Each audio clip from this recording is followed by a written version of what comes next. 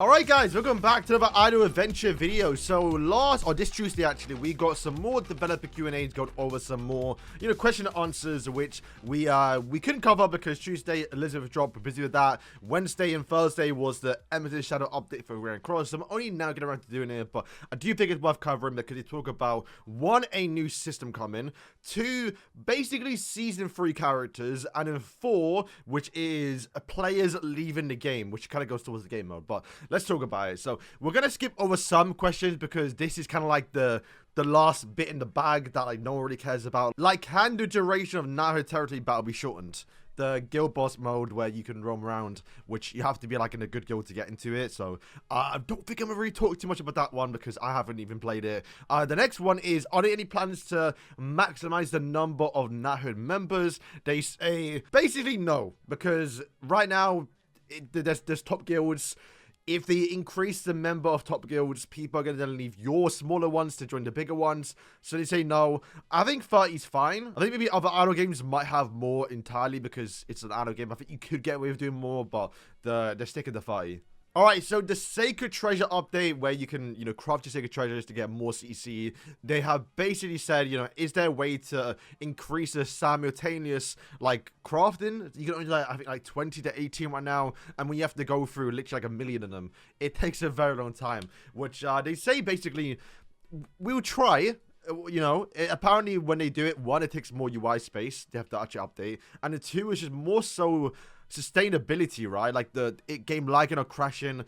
Even right now, when I craft 16 to 18, it lags a bit. Like, you click start and it takes like a good 5 to 10 seconds before it actually starts crafting, and that can be a little bit annoying. So I can't imagine trying to craft 100.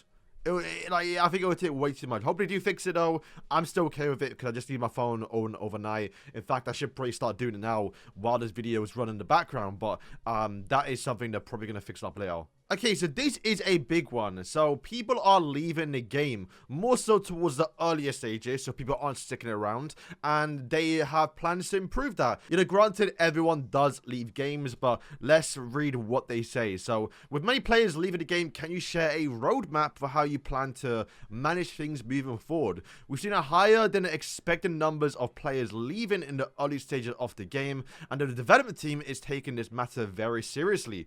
That's good to hear him say. We are actively exploring various solutions to address the current situation. To start, we've reviewed the overall gameplay flow of the first time the player enters the game, which, yeah, I think getting legendaries was very hard at the start of the game when I first started, especially during the beta, when now it's definitely a lot more easier.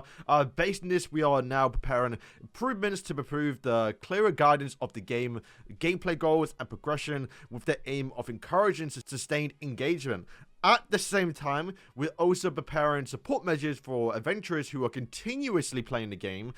In the May update, we plan to introduce a new content called the Expedition, where you form a team using your own heroes and compete against other adventurers for rewards. This new mode will also serve as a way to increase the overall diamond supply, making it easier to summon heroes you actually want. Additionally, we will regularly run the ranking and competition events, as we did recently with the Lucky Draw matching event in January. So this Lucky Draw one is what was it? You have to spend your actual draws, and then when you get to a certain point, you get the 1-1-1 and then 2-2-2, which basically has one high chance roll of getting a good reward, and it would times it by 111, 222, 333. I remember getting diamonds and tickets of that. They were absolutely crazy. So yeah, I'm glad they returned that back. Also, the ranking one where I think we have one I think recently where you just get some free rewards for ranking based off how much you progress your CC, how much you clear in story mode, and how much you actually drew, right? Our top priority is to establish a solid foundation for sustained gameplay as we develop a range of updates with this goal in mind. Pretty much is more consistent content, right? Like if you look at the content we have right now, you log in, you do your dailies, then you do your night boss, get your dailies out of the way. Then you have the base defense, which is not something everyone does every single week. Maybe you might try a little bit with each new character that comes out, but generally you just kind of skip ticket those. So there's nothing to really grind or play too much unless it's a new event, which they are not adding really any new event bosses compared to how they did at the start of the game. So we'll see how this one works. Always looking forward towards new game modes, and it's nice to hear him say that a little bit. While there's still much room for improvement, we hope that answered your question directly through this developer Q&A can be seen as a small, meaningful step towards those change. Yeah, I would say comparable towards like the dev notes a little bit compared to like Grand Cross and Idols. Grand Cross, they just like, yeah, take it. Like, no communication. With this game, it feels like they're actually talking to us, which I gotta say, it's quite nice. Alright, so at the start of the game, they were adding quite a few mini games, right? We had the tavern little merge one, you had the little crossing the bridge, you had the little tap ones, and I felt like we were getting them once a month, which they do say, are there plans to add more? And they say, we're happy to hear you like the mini games. However, they are like light and casual content that, if we're being honest, especially where the game is right now, we need to do focus on more other things like new game for the main content of the game that people are going to play and get into. Where the mini games, while they are fun for like an hour, not even an hour, like 10, 4, 5 minutes a day when you release it for the first time, you generally don't really play them too much. So they say, yeah, we're probably not going to add any more, but maybe one for like anniversary if like the matter, you know, if it comes up. Okay, I'm not gonna lie, this one's kind of weird. So, when will the other 7 Catastrophes heroes beside Archangel's Lilia be added? Now, that is the 7 Catastrophes. So, Lilia, Eastern, Mono, you know, the characters from Grand Cross. It's weird because maybe they expand a little bit, because what he say is kind of weird to me. The heroes you mentioned appear much later in the original story, so we've been cautious about planning a release too early. That seems weird to me, because what do you mean their appearance in the story appear too early? They're not in the main story. Even, like, that's what really confused me. And in Archangels, Lilia's not an Archangel. Are they talking about the actual Archangels, but then they, for some reason, mix up the questions together? I don't know. Because if we go down here, nevertheless, as many adventures have pointed out, the 76 features a wide range of compelling characters. We've also been considering ways to introduce them sooner. So, like, it seems like they're talking about Archangels, like Sariel, Tamiel, Luduciel, and Season 3 characters, but then someone mixed up the question with Lilia. Right? Am I wrong by saying that? But yeah, this is something I said, and this is something that I said going forward in towards hopefully year 2 in my prediction video, where I did say in year 2 they gotta start speeding through things, because at that point we're gonna have series of Origin, and while Idols and Origin aren't competitors, you know, they are like one game in itself. Like, I think you can play all 3 simultaneously, especially Idol being way more casual. You kind of do your dailies while still playing Origin.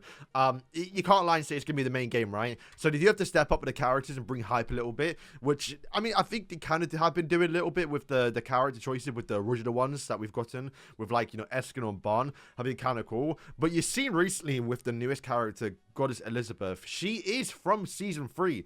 So they've already started doing this. We're now jumping ahead in story mode, where we're now getting characters that aren't in Season 2, like Goddess Elizabeth, and then hopefully that does mean we can start to get some really cool characters like the, you know, the goddesses. We can get Chandler, Tamiel. We can just get new versions of the Sins and characters, and of course the main one, the one Escanor, that will probably come out during the 1st anniversary. So yeah, with this in mind, we're adjusting our roadmap for the second half of the year to allow for more flexibility in hero additions, rather than strictly following the pace of the main story. So yeah, that's what I said. Like, literally, we got what Berserk Melly when he showed up a little bit, Escanor when Escanor showed up. It really felt like we're just really keeping it close, where now we can start jumping ahead a little bit. However, since adding new heroes require various internal agreements, we ask for your understanding that we cannot provide an exact release date for each character at this time. I mean, yeah, I'm not expecting to say, yo, we're getting the one Escanor for the one Annie.